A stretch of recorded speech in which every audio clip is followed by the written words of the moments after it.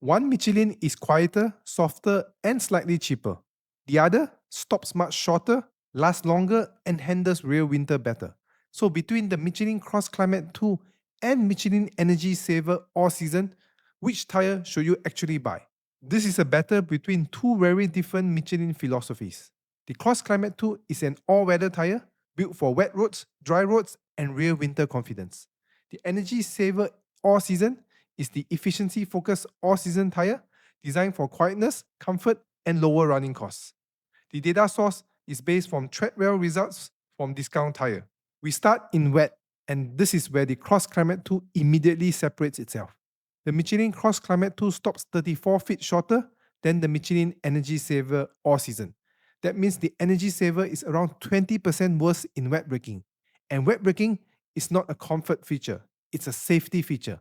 When the road is wet and traffic suddenly stops, 34 feet is a huge difference. In wet handling, the gap is smaller. The CrossClimate 2 scores 0.5 points higher, giving it around a 2.5% advantage. So in the wet, the Energy Saver is not terrible. But the CrossClimate 2 is clearly the safer and more confident tire.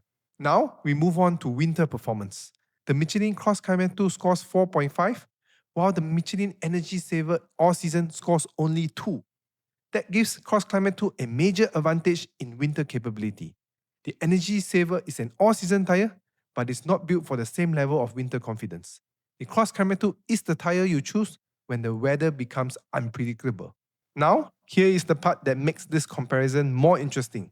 You might expect the Energy Saver to be a practical long-term tire.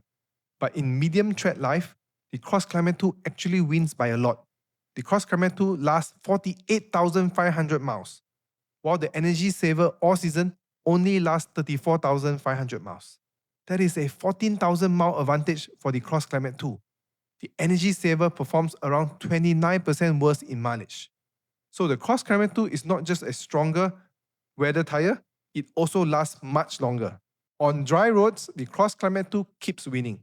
It stops 17 feet shorter than the Energy Saver All Season. That means the Energy Saver is around 13% worse in dry braking. For normal daily driving, this matters because emergency stops happens on regular roads and not racetracks. For steering response, both tires are equal. Both score 3.5 out of 5, so in steering feel, there is no meaningful difference. But in dry braking, the CrossClimate 2 is clearly stronger. Comfort and noise is where the Energy Saver All Season finally gets its strongest win. For quiet ride, the Energy Saver scores a 4, while CrossClimate only scores a 3. That gives Energy Saver around a 5% advantage. For ride comfort, the Energy Saver also leads. It scores 3.5, while the CrossClimate 2 scores 3. That gives it around a 2.5% advantage. So yes, the Energy Saver is quieter and more comfortable. That is the best argument. Now let's talk about pricing.